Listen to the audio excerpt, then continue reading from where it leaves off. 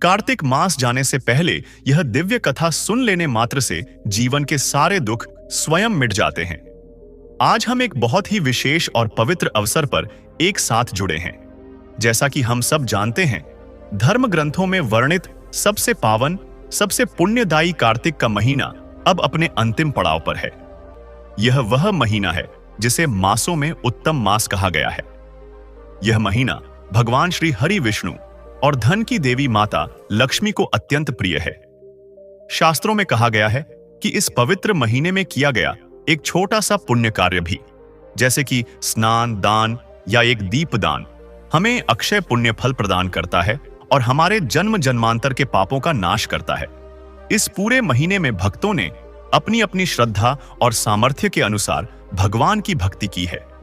लेकिन क्या हो अगर आप जीवन की भागदौड़ में अपनी व्यस्तताओं के कारण इस पवित्र महीने में कोई विशेष पूजा अनुष्ठान नहीं कर पाए? क्या हो अगर आपके मन में यह मलाल रह गया हो कि आप कार्तिक मास का पूरा लाभ नहीं उठा पाए? तो दोस्तों, निराश होने की बिल्कुल भी आवश्यकता नहीं है, क्योंकि आज कार्तिक मास के इन अंतिम दिनों के जाने से पहले हम आपके लिए एक ऐसी अद्भुत और दिव्य कथा लेकर आए हैं जिसके विषय में स्वयं शास्त्रों में यह विधान है कि इसे केवल सच्चे मन से सुन लेने मात्र से ही संपूर्ण कार्तिक मास में की गई पूजा का फल मिल जाता है। यह कोई साधारण कथा नहीं है। यह भगवान विष्णु की महिमा की वो चमत्कारी कथा है जो हमारे जीवन के घोर अंधकार को भी मिटाने की शक्ति रखती है। यह वो कथा है जो दुर्भाग्य को सौभाग्य में बदल देती है। कहा जाता है कि जो कोई भी मनुष्य, चाहे वह अपने जीवन में कितना भी दुखी हो, कितनी भी परेशानियों से घिरा हो, यदि वह कार्तिक मास समाप्त होने से पहले पूर्ण श्रद्धा और विश्वास के साथ इस दिव्य कथा का श्रवण कर लेता है, तो भगवान श्री हरि की कृपा से उसके जीवन के सारे दुख, सारे कष्ट और सारी बाधाएं स्वयं ही मिट जाती हैं। यह कथा मन को शांति, जीवन को दिशा और आत्मा को शुद्ध प्रदान करने वाली है। यह इस पवित्र महीने का वो अंतिम वरदान है जिसे हम सभी को अवश्य प्राप्त करना चाहिए। तो आइए अपने मन को सब ओर से हटाकर पूरी एकाग्रता और भक्ति भाव के साथ इस मंगलमयी कथा का श्रवण करते हैं और भगवान विष्णु से अपने जीवन को सुखमय बनाने की प्रार्थना करते हैं। दर्शक बंधु, सदियों पुरानी बात है। पहाड़ियों की गोद में एक गांव था। नाम था चंदनपुर। यह गांव, जैसा कि नाम से ही जाहिर है, चंदन के पेड़ों से तो नहीं, पर हरियाली और सादगी से महकता था। गांव के लोग सीधे सादे थे, अपनी खेती बाड़ी में मग्न रहते और शाम को चौपाल पर बैठकर एक दूसरे का सुख दुख बांट लिया करते थे। इसी चंदनपुर गांव में एक उम्रदराज औरत रहती थी जिसका नाम राधा था।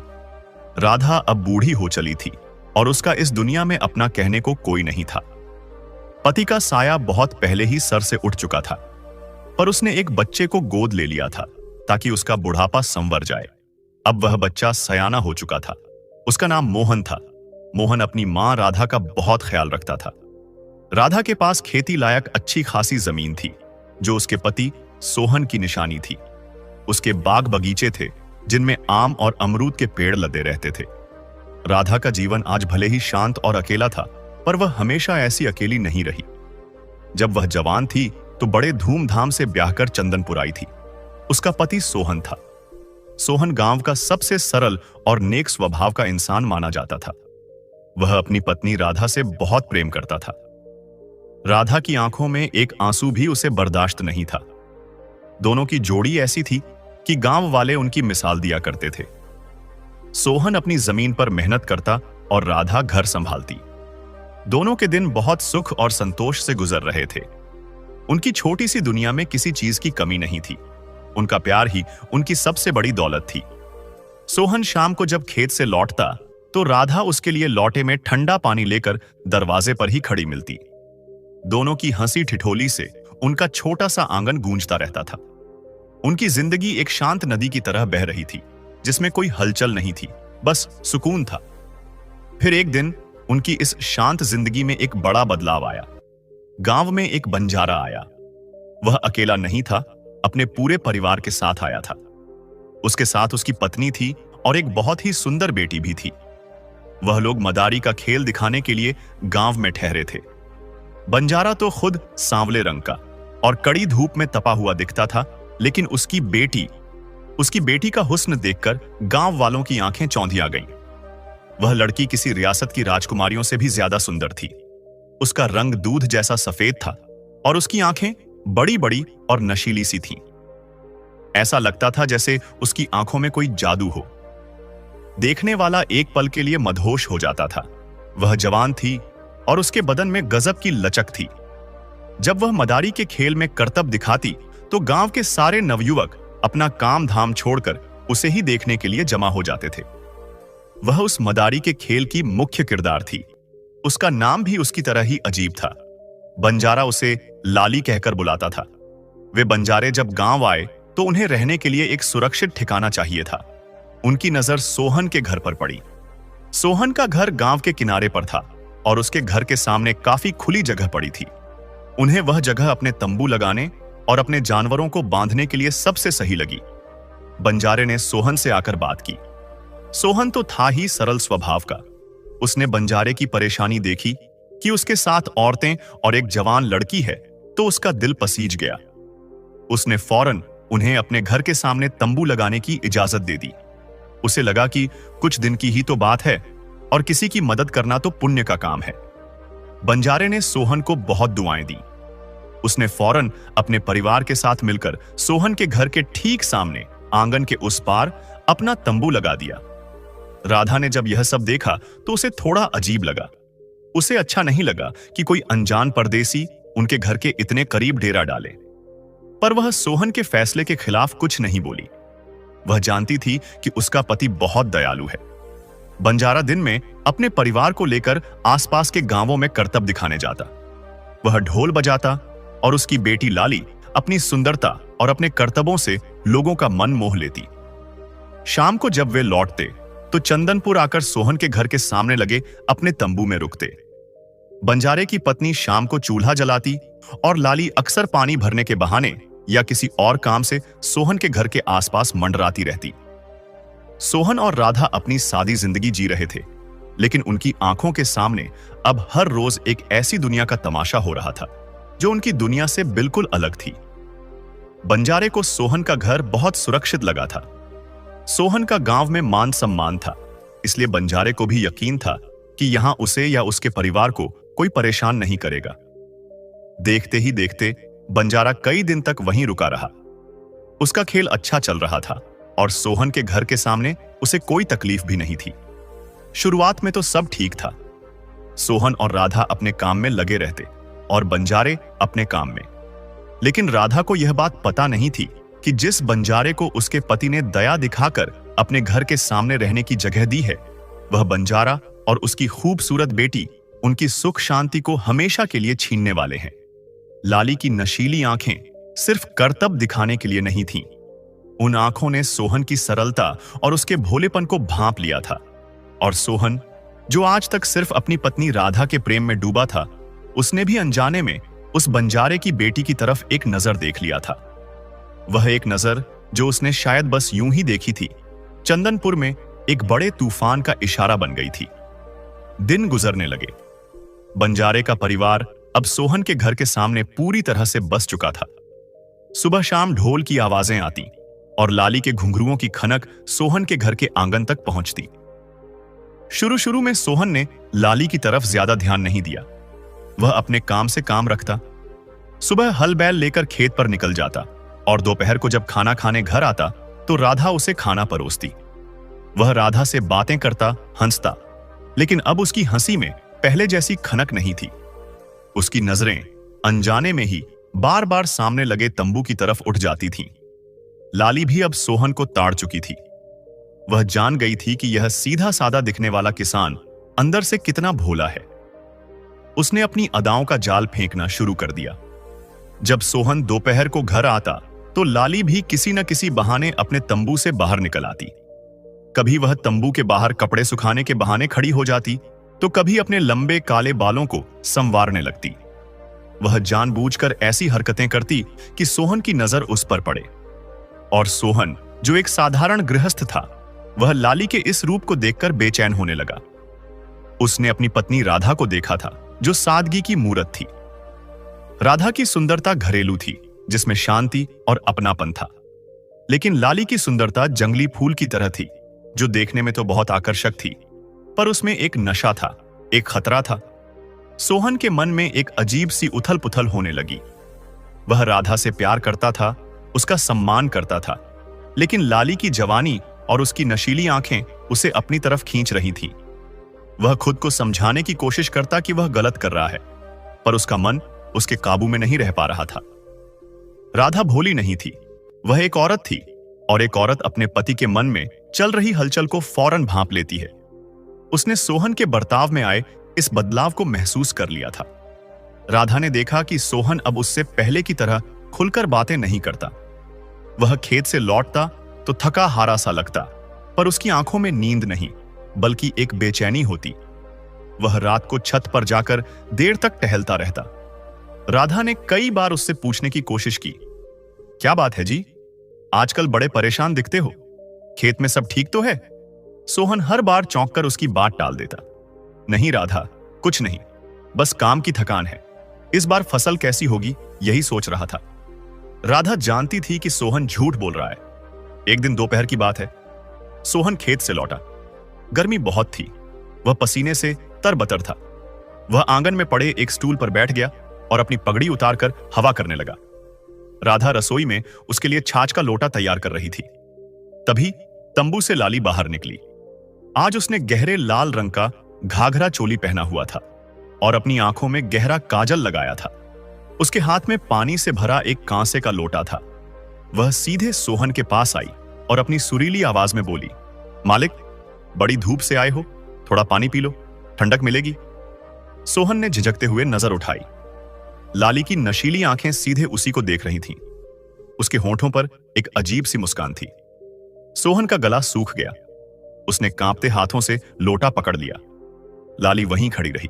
वह बोली, आप कितनी मेहनत करते हो मालिक, सारा दिन धूप में जलते हो। हम बंजारों की जिंदगी अच्छी है, घूमते फिरते रहते हैं, कोई फिक्र नहीं। सोहन बस हूं ही कह सका। वह एक सांस में पानी पी गया। लाली ने खाली लोटा वापस लेते हुए जानबूझकर अपनी उंगलियां सोहन के हाथों से छुआ दी। सोहन के पूरे बदन में जैसे एक बिजली सी दौड़ गई। ठीक उसी पल राधा रसोई से छाछ का लोटा लेकर बाहर निकली। उसने यह पूरा मंजर अपनी आंखों से देख लिया। उसने देखा कि कैसे लाली उसके पति को अपनी आंखों के जाल में फंसा रही थी और कैसे उसका पति सोहन एक मूरत बना सब कुछ देख रहा था। राधा का दिल बैठ गया। उसके हाथ से छाछ का लोटा गिरते गिरते बचा। लाली ने राधा को देखा तो जरा भी नहीं झिझकी। वह उलटा राधा को देखकर मुस्कुराई और अदा से पलटकर अपने तंबू में चली गई। सोहन ने जब राधा को गुस्से में भरी आंखों से खुद को घूरते देखा तो वह घबरा गया। वह फौरन खड़ा हो गया और बोला, राधा, वो तो बस पानी दे रही थी, बड़ी गर्मी थी। राधा ने कुछ नहीं कहा। उसकी आंखें भर आई थीं। वह छाछ का लोटा वहीं जमीन पर रखकर रोते हुए घर के अंदर भाग गई। सोहन के लिए यह एक नई बात थी। राधा ने आज तक उससे कभी इस तरह नाराजगी नहीं दिखाई थी। वह भी परेशान होकर उसके पीछे पीछे घर में गया। राधा, मेरी बात तो सुनो, तुम गलत समझ रही हो, ऐसी कोई बात नहीं है। राधा ने रोते हुए कहा, मैं कुछ गलत नहीं समझ रही हूं, मैं सब देख रही हूं। जब से ये बंजारे यहां आए हैं, आपका ध्यान घर गृहस्थी में नहीं है। वह चुड़ैल आपके सर पर चढ़ती जा रही है और आप हो कि। सोहन को गुस्सा आ गया। शायद वह अपनी गलती छिपाने के लिए गुस्सा कर रहा था। वह ऊंची आवाज में बोला, राधा, जुबान संभालकर बात करो, वे हमारे मेहमान हैं और वह लड़की बच्ची है। तुम्हारे मन में यह गंदे ख्याल कहां से आ रहे हैं?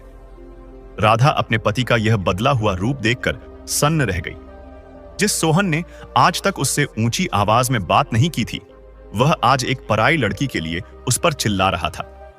राधा ने कहा, वह बच्ची नहीं है, वह नागिन है जो हमारे घर को डसने आई है। आप इनसे कहो कि यहां से चले जाएं, अब बहुत दिन हो गए।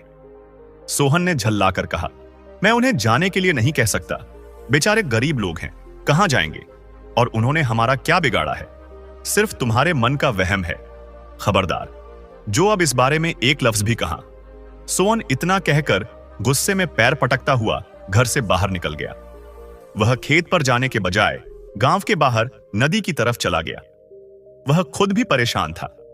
वह राधा को दुखी नहीं करना चाहता था, लेकिन वह लाली के जादू से निकल भी नहीं पा रहा था। राधा घर में अकेली रोती रही। उसे समझ आ गया था कि उसके सुखी संसार को किसी की नजर लग गई है। उधर तंबू में लाली यह सारा तमाशा देख रही थी।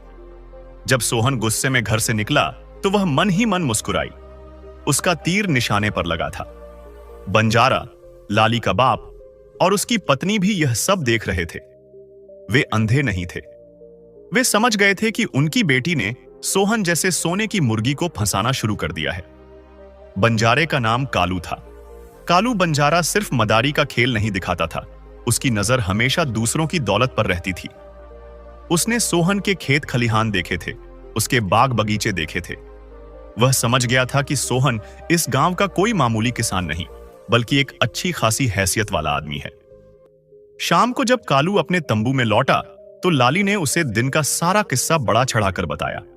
कालू की आंखें चमक उठीं। उसने अपनी बेटी की पीठ थपथपाई। शाबाश मेरी बेटी, मुझे तुझसे यही उम्मीद थी। यह सोहन तो बहुत भोला पंछी है, यह आसानी से तेरे जाल में फंस जाएगा। लाली की मां, जो चूल्हे पर रोटियां सेंक रही थी, बोली, पर इसका क्या फायदा? वह तो शादीशुदा है। उसकी बीवी राधा है, जो किसी देवी की तरह उसकी पूजा करती है। कालू हंसा। अरे पगली, तू नहीं समझेगी। आदमी जब हुस्न के जाल में फंसता है तो वह देवी को भी ठुकरा देता है। हमें बस अपना काम करते रहना है। लाली, तू इस सोहन पर अपना जादू और तेज कर दे। उसे इतना मजबूर कर दे कि वह तेरे बिना एक पल भी न रह पाए। लाली ने शरारत से मुस्कुराते हुए कहा, आप चिंता मत करो बापू, मैंने भी ठान लिया है। या तो मैं इस सोहन को हासिल करके रहूंगी या फिर। कालू ने उसकी बात काटी। या फिर कुछ नहीं, हम उसे हासिल ही करेंगे। और सिर्फ सोहन को नहीं, उसकी इस जमीन जायदाद को भी। बहुत देख ली यह बंजारों वाली जिंदगी, अब मैं भी सेठ बनकर रहूंगा। तीनों के मन में लालच का जहर फैल चुका था। अगले दिन से लाली और भी ज्यादा बेबाक हो गई। वह अब सोहन के खेत तक जाने लगी, कभी पानी लेकर तो कभी छाछ लेकर। वह जानबूझकर गांव वालों के सामने सोहन से हंस हंसकर बातें करती, ताकि यह बात सब जगह फैल जाए। सोहन की हालत अजीब हो गई थी। वह गांव वालों से नजरें चुराने लगा। वह लाली को रोकना चाहता था, पर जब वह सामने आती तो उसकी सारी हिम्मत जवाब दे जाती। राधा ने खुद को घर में कैद कर लिया। वह चुपचाप सब कुछ सह रही थी। उसने सोहन से बात करना लगभग बंद कर दिया था। घर में एक अजीब सी खामोशी छा गई थी, वैसी खामोशी जो किसी बड़े तूफान के आने से पहले होती है। एक रात पूरनमासी का चांद निकला हुआ था। आंगन में दूधिया चांदनी फैली थी। सोहन खाना खाकर बाहर टहल रहा था। उसका मन बहुत बेचैन था। तभी उसे तंबू से किसी के रोने की सिसकियों की आवाज आई। वह चौंक गया। यह लाली के रोने की आवाज थी। सोहन से रहा नहीं गया। वह दबे पांव तंबू के पास गया। तंबू का पर्दा थोड़ा सा हटा हुआ था। उसने अंदर झांका। लाली अकेली बैठी रो रही थी। कालू और उसकी मां शायद गांव में कहीं गए थे। सोहन ने घबराकर पूछा, लाली क्या हुआ? तुम रो क्यों रही हो? लाली ने सोहन को देखा तो वह और जोर जोर से रोने लगी। वह भागकर तंबू से बाहर आई और सोहन के पैरों में गिर पड़ी। मालिक, मुझे बचा लो, मुझे बचा लो। सोहन हैरान रह गया। पर हुआ क्या? तुम्हें किससे बचाऊं? लाली ने रोते हुए अपनी नशीली आंखों से सोहन को देखा और कहा, मेरे मां बाप, वे मेरी शादी एक बूढ़े बदमाश से करना चाहते हैं। वह मुझे खरीद रहा है।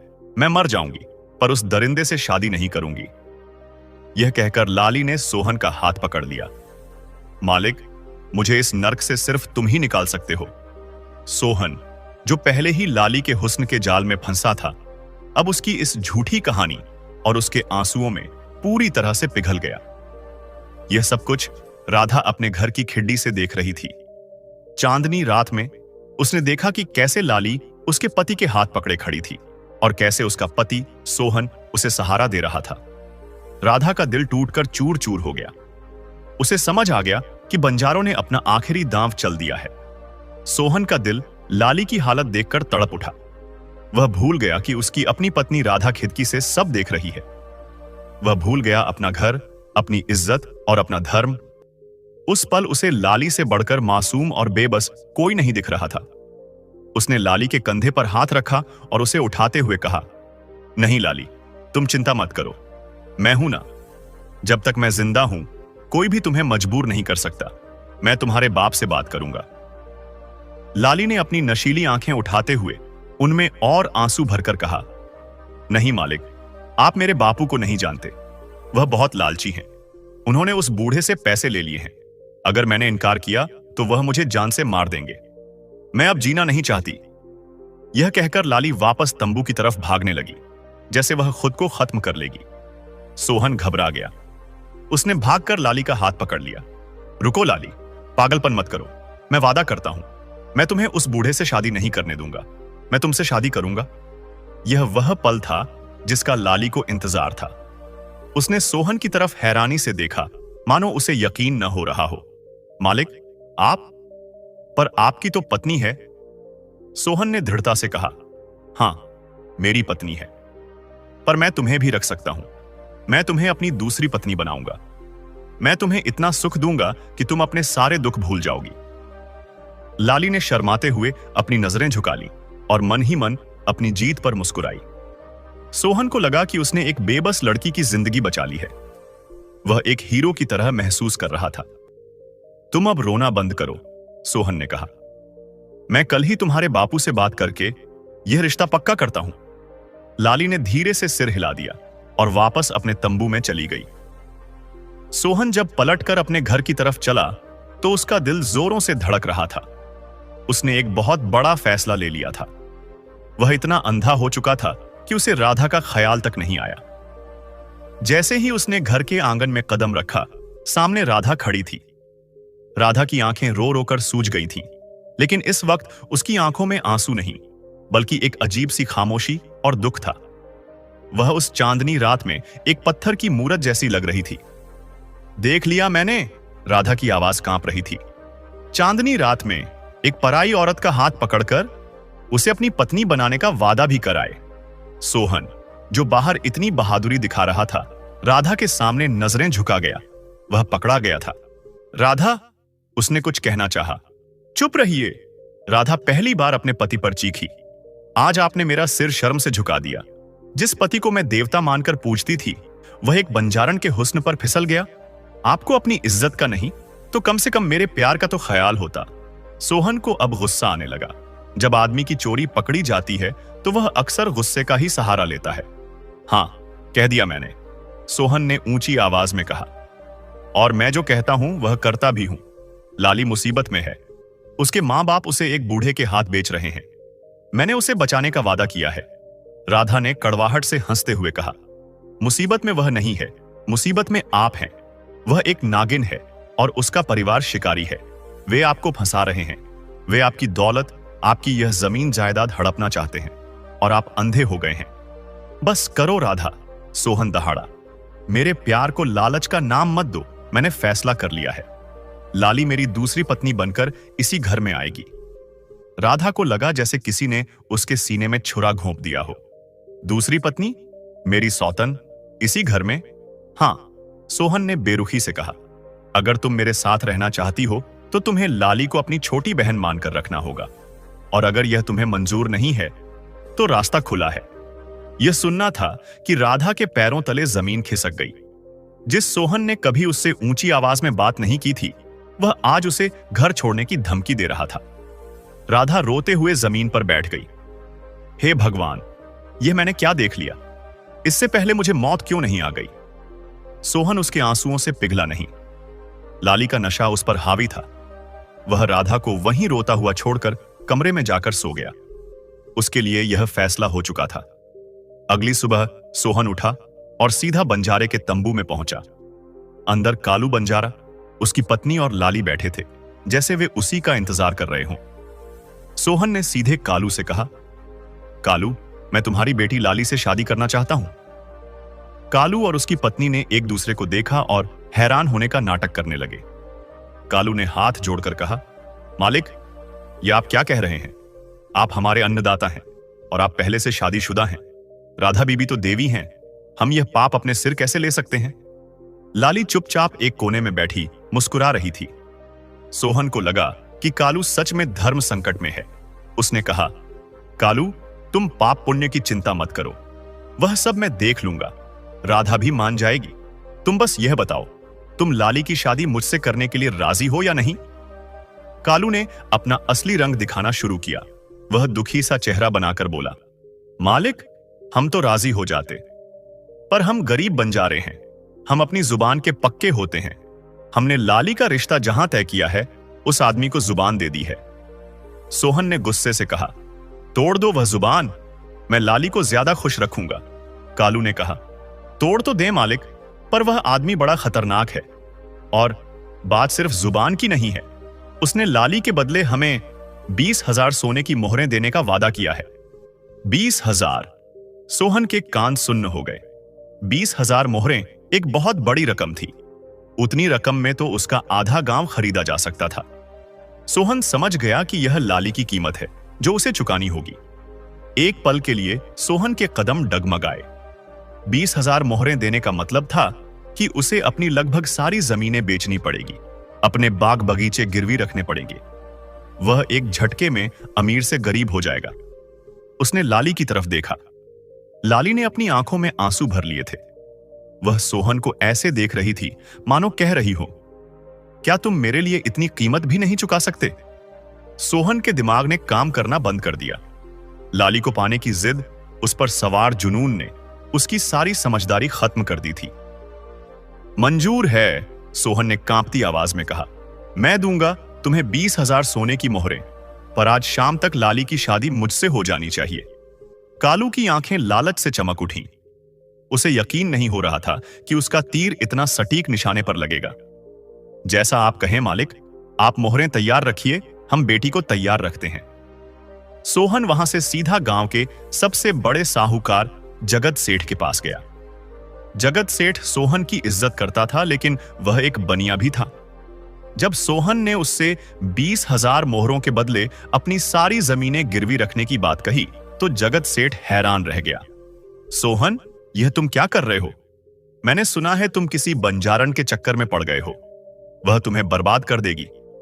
अपनी पत्नी राधा के बारे में तो सोचो।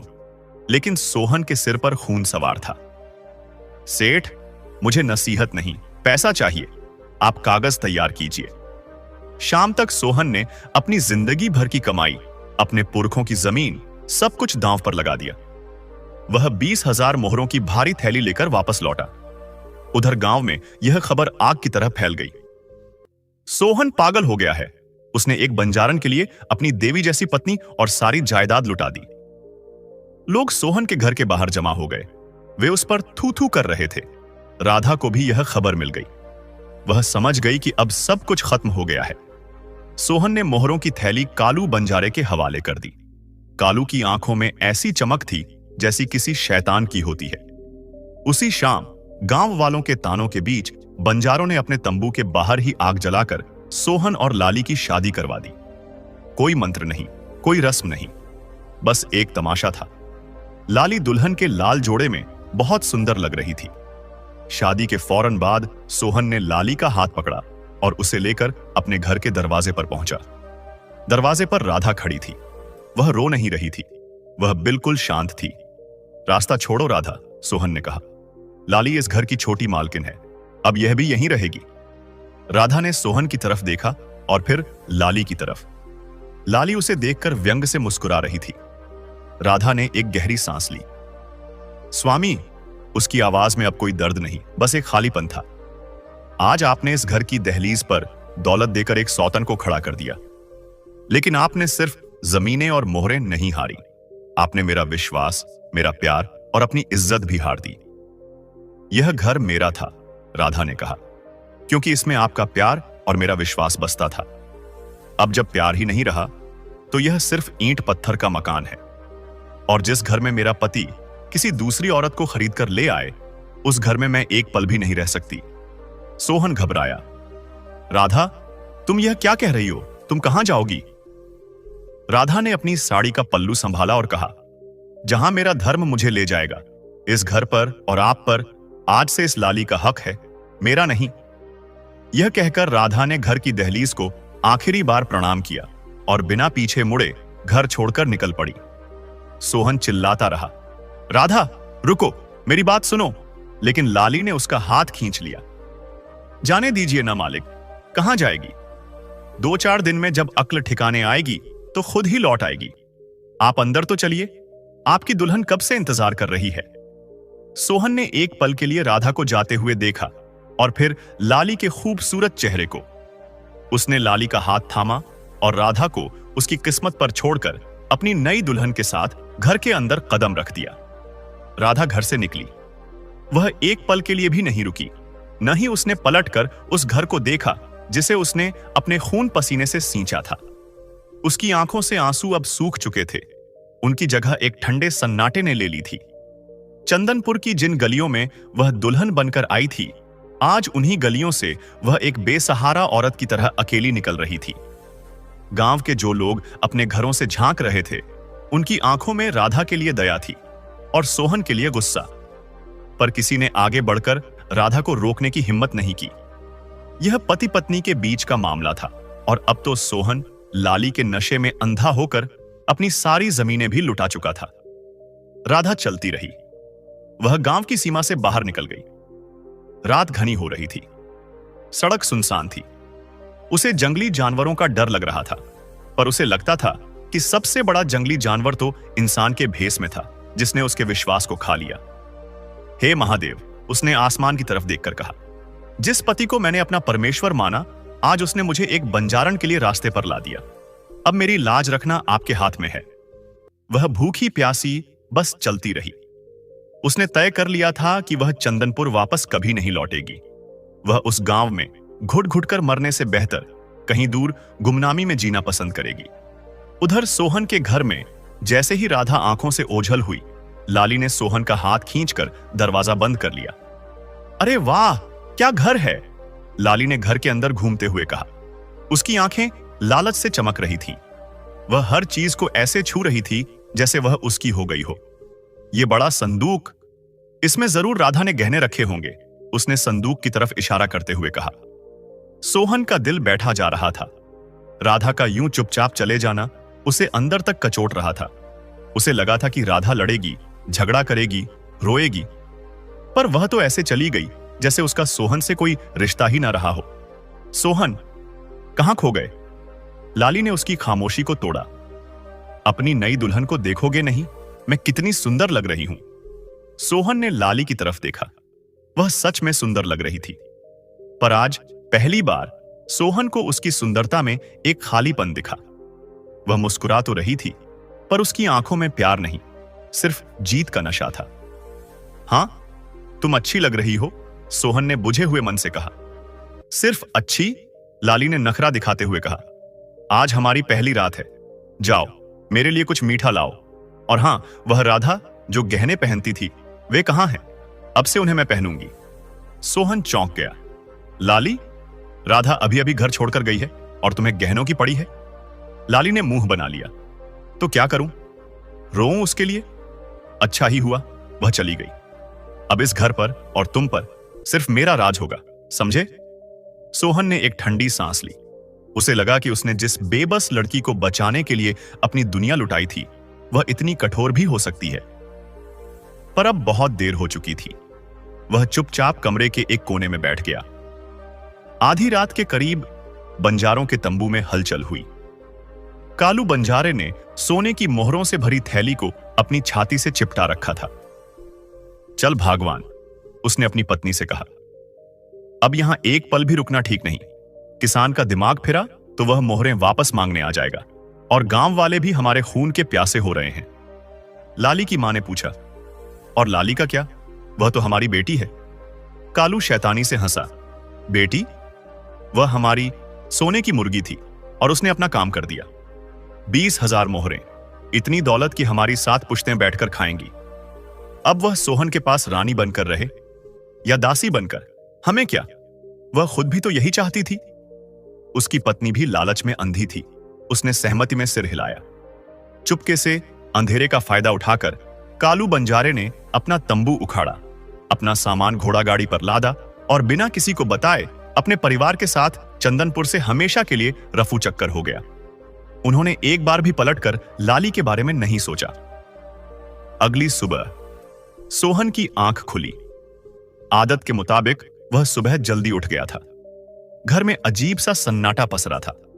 उसे रोज सुबह राधा के पूजा करने की और चक्की पीसने की आवाज आती थी। आज कुछ नहीं था। उसे अपनी गलती का पहला एहसास हुआ। वह उठा।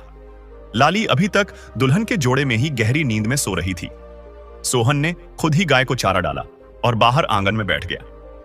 उसका सिर फटा जा रहा था। गांव का कोई भी आदमी जो वहां से गुजरता सोहन की तरफ नफरत से देखकर थूकता हुआ निकल जाता। सोहन शर्म से नजरें नहीं उठा पा रहा था। उसे बाहर बैठे बैठे ही ख्याल आया, लाली के मां बाप का क्या, उन्हें भी तो जाकर देखना चाहिए। वह उठकर तंबू वाली जगह पर गया। वहां जाकर उसके होश उड़ गए। जमीन बिल्कुल साफ थी। तंबू का एक तिनका भी वहां नहीं था। बस जमीन पर चूल्हे की बुझी हुई राख पड़ी थी। वे कहां गए? सोहन खुद से बोला। वह भागता हुआ घर में आया और लाली को झिंझोड़कर जगाया। लाली, उठो, तुम्हारे मां बाप कहां हैं? वे तंबू में नहीं हैं। लाली हड़बड़ाकर उठी। वह भी भागती हुई बाहर आई। जब उसने खाली मैदान देखा तो वह भी सन्न रह गई। वह कुछ देर तो समझ ही नहीं पाई कि क्या हुआ। वे मुझे छोड़कर चले गए। लाली की आवाज में हैरानी थी। ऐसे कैसे जा सकते हैं? 20,000 मोहरें, वे सारी मोहरें लेकर भाग गए। अब लाली के चेहरे का रंग उड़ गया। उसे समझ आ गया कि उसके लालची बाप ने उसे भी धोखा दिया है। उसे सोहन से शादी करने के लिए एक मोहरे की तरह इस्तेमाल किया और जब कीमत मिल गई तो उसे यहीं छोड़कर भाग गया। लाली को सोहन पर नहीं बल्कि अपने बाप पर भयंकर गुस्सा आया। वह जमीन पर बैठकर छाती पीटने लगी। लुटा दिया मुझे, मेरे बाप ने मुझे बेच दिया, मैं बर्बाद हो गई। सोहन मूरत बना खड़ा था। उसे अब राधा की कही हर बात याद आ रही थी। वह एक नागिन है और उसका परिवार शिकारी है। वे आपको फंसा रहे हैं। सोहन को समझ आ गया। लाली कोई बेबस लड़की नहीं थी। वह खुद इस फरेब का हिस्सा थी। फर्क सिर्फ इतना था कि आखिर में उसके अपने बाप ने ही उसे धोखा दे दिया। उधर राधा रात भर पैदल चलने के बाद सुबह होते होते एक दूसरे गांव सोनपुर की सीमा पर पहुंची। वह थककर चूर हो गई थी और भूख प्यास से बेहाल थी। गांव के बाहर नदी के किनारे एक बहुत पुराना शिव मंदिर था। मंदिर की हालत जर्जर थी, पर वहां शांति थी। राधा ने नदी में स्नान किया और अपने भीगे कपड़ों में ही मंदिर के अंदर चली गई। उसने शिवलिंग के सामने हाथ जोड़े और फूट फूट कर रो पड़ी। महादेव, सब कुछ छिन गया। मेरा घर, मेरा पति, मेरा मान सम्मान, अब मेरे पास आपके सिवा कोई नहीं है। वह रोते रोते वहीं शिवलिंग के पास बेहोश होकर गिर पड़ी। जब सोनपुर गांव की कुछ औरतें सुबह नदी पर पानी भरने आईं, तो उन्होंने मंदिर में एक औरत को बेहोश पड़ा देखा। वे दौड़कर उसके पास गईं। अरे, यह कौन है? बेचारी की हालत तो बहुत खराब है, एक औरत ने कहा। उन्होंने राधा के मुंह पर पानी के छींटे मारे। राधा को होश आया। कौन हो तुम बहन, और इस हाल में यहां कैसे? एक बूढ़ी मां ने पूछा। राधा ने अपनी झूठी कहानी नहीं घड़ी।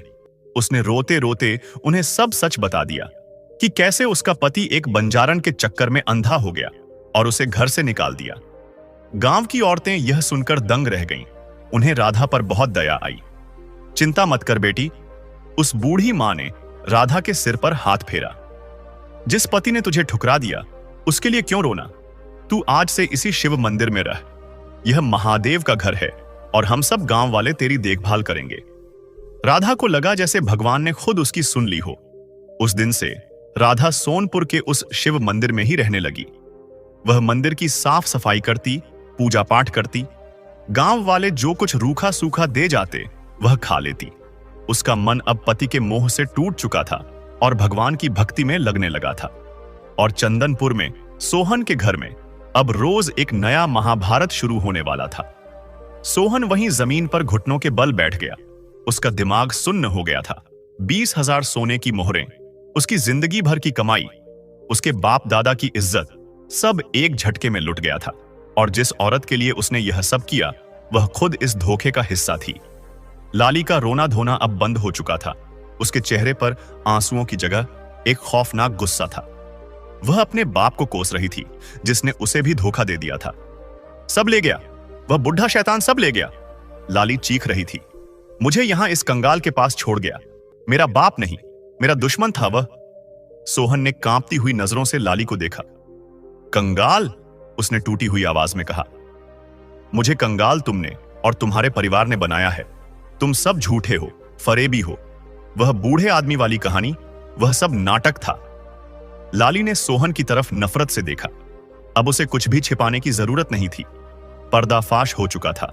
वह ठहाका मारकर हंसी, एक ऐसी हंसी जिसमें कोई मिठास नहीं, सिर्फ जहर था। हां, सब नाटक था, उसने चीख कर कहा। तो क्या? तुम जैसे अंधे मर्द जो अपनी सीधी सादी बीवी को छोड़कर पराई औरत के हुस्न पर फिसलते हैं, वे इसी लायक होते हैं। हां, मैंने झूठ बोला, क्योंकि मैं यह घिसट घिसट कर बंजारों वाली जिंदगी नहीं जीना चाहती थी। मैं अमीर बनना चाहती थी, और मुझे लगा था कि तुम, गांव के बड़े किसान, मुझे रानी बनाकर रखोगे। लाली ने सोहन के करीब आकर उसकी आंखों में झांका। पर तुम तो मुझसे भी बड़े लालची निकले। तुमने मेरे हुस्न के लालच में अपनी बीवी को ही घर से निकाल दिया। अब भुगतो। वह बुढ़ा कालू मेरे हिस्से की दौलत भी ले गया और मुझे तुम्हारे गले बांध गया। मैं भी लुट गई और तुम भी लुट गए। सोहन को लगा जैसे किसी ने उसके कानों में पिघला हुआ सीसा डाल दिया हो। यह वह लाली नहीं थी जिसकी मासूमियत पर वह मर मिटा था। यह एक शैतान थी जो इंसान का भेष धरे हुए थी। निकल, निकल जा मेरे घर से। सोहन अपनी बची खुची ताकत से दहाड़ा। अभी इसी वक्त दफा हो जा यहां से। लाली उलटा और जोर से हंसी। तुम्हारा घर, अब यह मेरा घर है। तुमने मुझसे शादी की है, पूरे गांव के सामने मेरी मांग भरी है। अब मैं तुम्हारी पत्नी हूं। अगर मुझे हाथ भी लगाया तो चीख चीख कर पूरा गांव जमा कर लूंगी। तुम मुझे निकाल नहीं सकते सोहन। तुम मुझसे बंध चुके हो, जैसे मैं तुमसे बंध गई हूं। अब हम दोनों इसी जहन्नुम में एक साथ सड़ेंगे। सोहन वहीं गिर पड़ा। वह समझ गया कि वह हर तरफ से हार चुका है। उसकी पत्नी राधा चली गई, दौलत चली गई, इज्जत चली गई, और बदले में उसे मिली यह बला जिससे वह अब छुटकारा भी नहीं पा सकता था। उस दिन के बाद सोहन के घर की दुनिया ही बदल गई।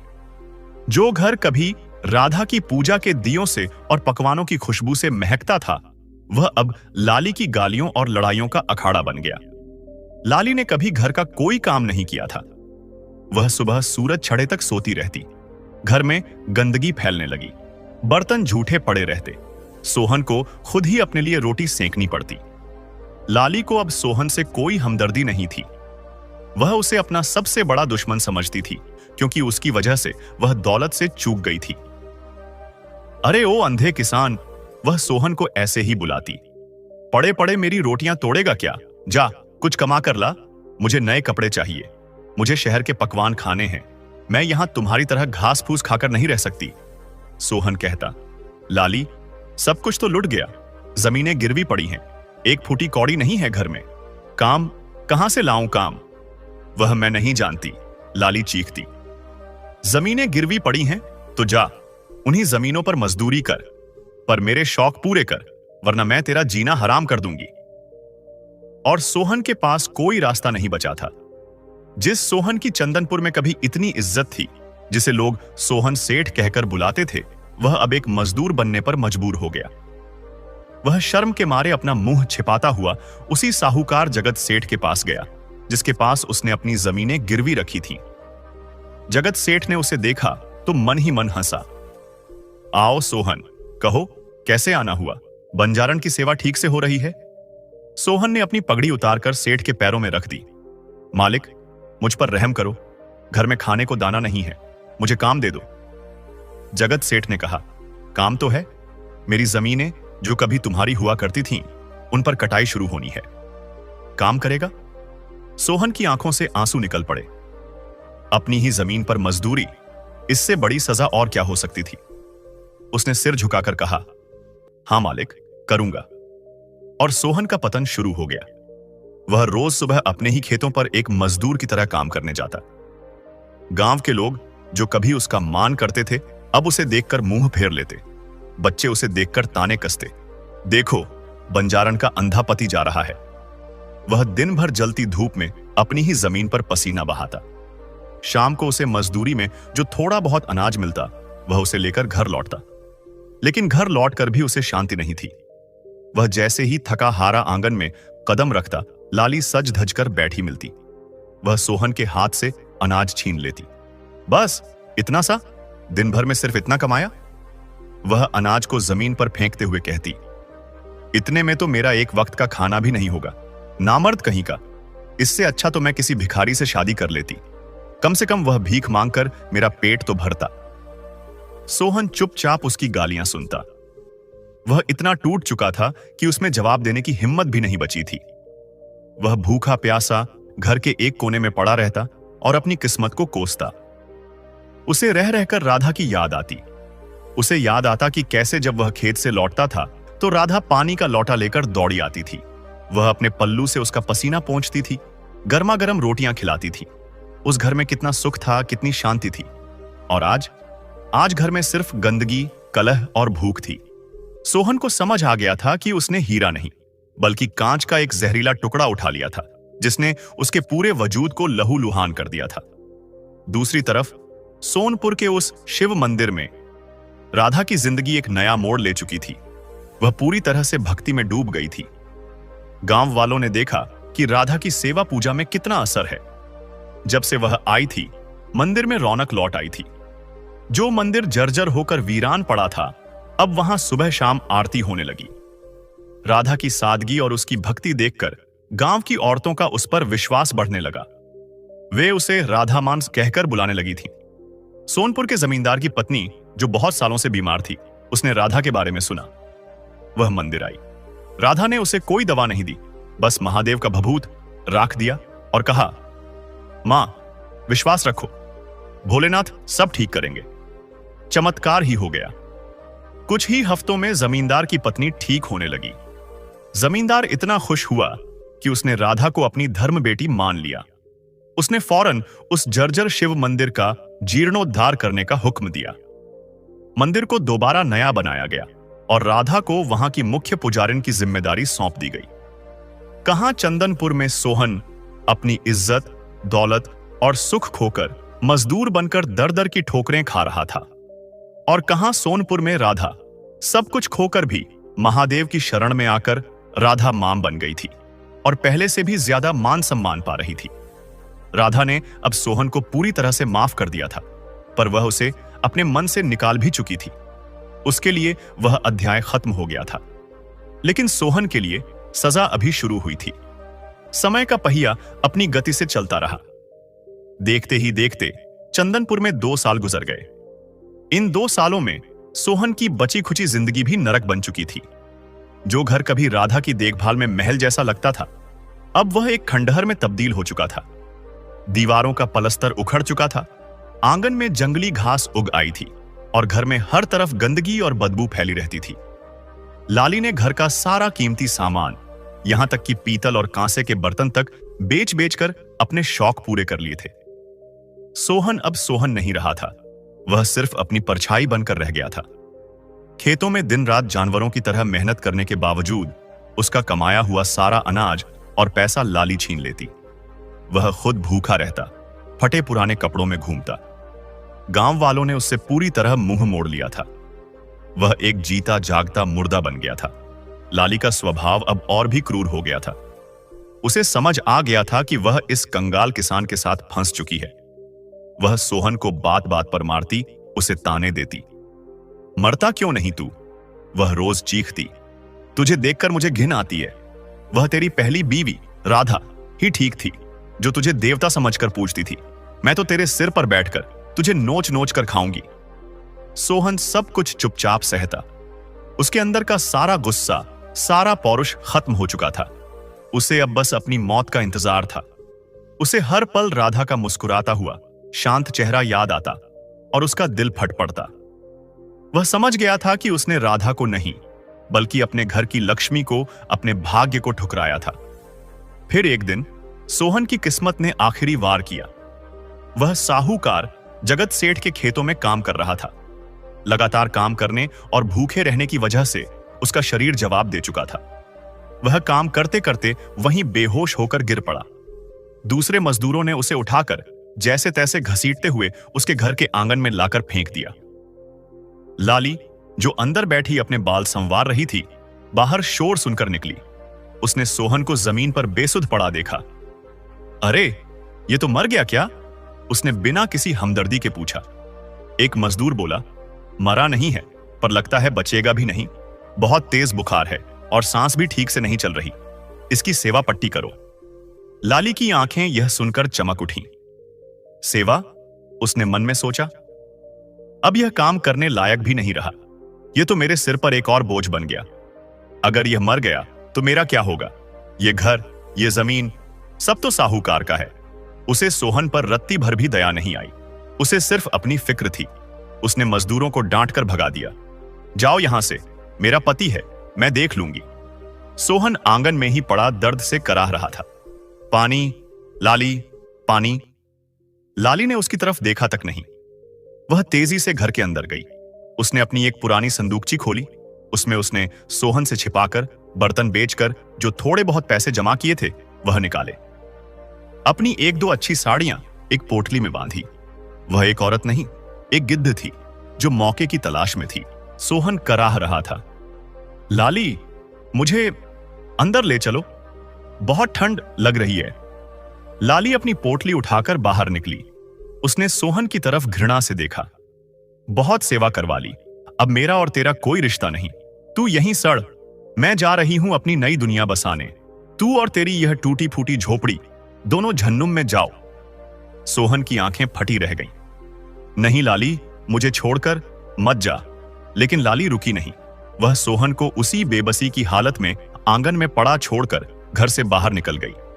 जाते जाते उसने गांव वालों को दिखाने के लिए मुख्य दरवाजे पर बाहर से ताला लगा दिया, ताकि लोगों को लगे कि वह घर में ही है या शायद सोहन को बंद करके किसी काम से गई है। लेकिन वह वापस आने के लिए नहीं गई थी। जैसे उसके मां बाप उसे सोहन के भरोसे छोड़कर भाग गए थे, वैसे ही आज लाली सोहन को मौत के भरोसे छोड़कर हमेशा के लिए चंदनपुर से भाग गई। अंदर सोहन बुखार में तपता हुआ, भूख प्यास से तड़पता हुआ अपने ही घर में कैदी बन गया। उसे उस बंजारे कालू की, लाली की और अपनी खुद की बेवफाई सब एक एक करके याद आने लगी। उसे राधा की आखिरी बात याद आई। जिस घर में मेरा पति किसी दूसरी औरत को खरीद कर ले आए, उस घर में मैं एक पल भी नहीं रह सकती। राधा, राधा। वह धीमी आवाज में रोने लगा। मुझे माफ कर दो, मैंने बहुत बड़ा पाप किया है। बाहर अंधेरा घिर रहा था। सोहन की सांसें उखड़ने लगी थीं। उसे लगा कि उसकी सजा पूरी हो गई है और अब मौत उसे लेने आ रही है। अगले 2 दिन तक सोहन उसी बंद आंगन में तेज बुखार और भूख प्यास से तड़पता रहा। वह इतना कमजोर हो चुका था कि अब उसके गले से चीख भी नहीं निकल रही थी। वह बस धीमी आवाज में राधा, राधा पुकारता रहता। गांव वालों को आखिर शक हुआ। 2 दिन हो गए, एक पड़ोसी ने कहा। न सोहन दिखा, न वह बंजारन लाली। घर पर ताला पड़ा है, पर अंदर से अजीब सी आवाज आ रही थी। कुछ गड़बड़ जरूर है। गांव के 4-5 लोग इकट्ठा हुए। उन्होंने आवाज दी, सोहन, ओ सोहन। जब अंदर से कोई जवाब नहीं आया तो उन्होंने हिम्मत करके उस ताले को तोड़ दिया। दरवाजा खुलते ही जो मंजर उनके सामने आया, उसे देखकर उनकी रूह कांप गई। आंगन में सोहन, जो कभी गांव का सबसे तगड़ा किसान होता था, अब एक जिंदा कंकाल की तरह पड़ा था। उसकी आंखें धंस गई थीं और वह गंदगी में लथपथ था। घर के अंदर का सारा कीमती सामान गायब था। गांव वाले समझ गए कि लाली, उस बंजारन ने अपना आखिरी दांव खेला और सोहन को मरता छोड़कर भाग गई। जिन गांव वालों ने 2 साल तक सोहन से नफरत की थी, आज उसकी यह दयनीय हालत देखकर उनका दिल भी पसीज गया। हाय रे, इसे कहते हैं कर्मों का फल, एक बूढ़े आदमी ने कहा। देवी जैसी पत्नी को ठुकराकर एक चुड़ैल को घर लाया, आज वह इसे ही खा गई। एक औरत दौड़कर पानी लाई। उसने सोहन के सूखे होंठों पर पानी लगाया। सोहन ने बड़ी मुश्किल से अपनी आंखें खोली। उसे धुंधला धुंधला सा दिख रहा था। उसे लगा कि शायद राधा आई है। उसके होंठ हिले। बहुत ही धीमी टूटी हुई आवाज में सिर्फ 3 शब्द निकले, राधा, मुझे माफ। और यह कहते ही उसकी आंखें पथरा गईं, उसके प्राण पखेरु उड़ गए। सोहन की मौत उसी घर के आंगन में हुई जहां कभी उसने लाली का हाथ थामकर राधा को घर छोड़ने पर मजबूर किया था। गांव वालों ने मिलकर लावारिस की तरह सोहन का अंतिम संस्कार कर दिया। साहूकार जगत सेठ ने फौरन उसकी बची खुची जमीन और घर पर कब्जा कर लिया। सोहन का नाम चंदनपुर से हमेशा हमेशा के लिए मिट गया।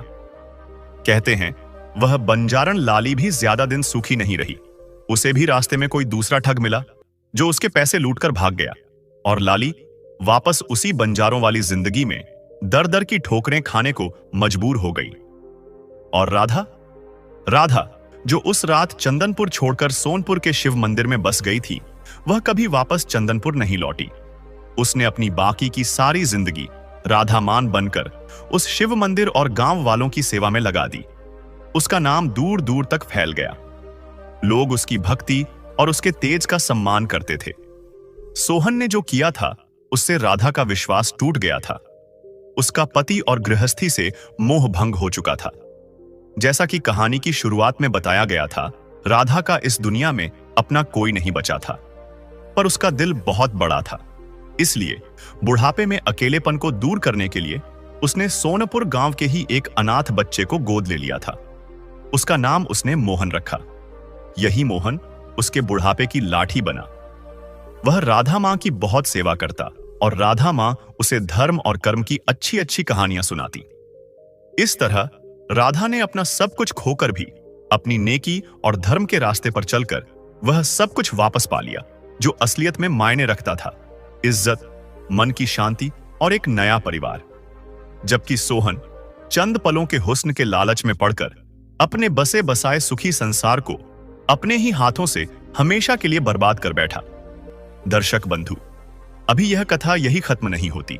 अभी हम ये भी जानेंगे कि कार्तिक मास जाने से पहले यह दिव्य कथा सुन लेने मात्र से जीवन के सारे दुख स्वयं मिट जाते हैं। दर्शक बंधु, बहुत समय पहले की बात है। अवंती नाम के एक नगर में कलावती नाम की एक अत्यंत गुणी और धर्मपरायण स्त्री रहती थी। उसका पति एक धनी व्यापारी था, लेकिन वह दुर्व्यसनों में फंसा हुआ था और अधर्म के मार्ग पर चलता था। इस कारण धीरे धीरे उनकी सारी संपत्ति नष्ट हो गई और वे अत्यंत गरीबी की स्थिति में पहुंच गए। कलावती भगवान विष्णु की अनन्य भक्त थी। गरीबी और पति के दुर्व्यवहार से वह बहुत दुखी रहती थी, लेकिन अपनी पूजा और भक्ति में उसने कभी कोई कमी नहीं आने दी। समय बीता और पवित्र कार्तिक का महीना आया। कलावती ने निश्चय किया कि वह इस महीने में पूरी श्रद्धा से कार्तिक मास का व्रत और नियम का पालन करेगी।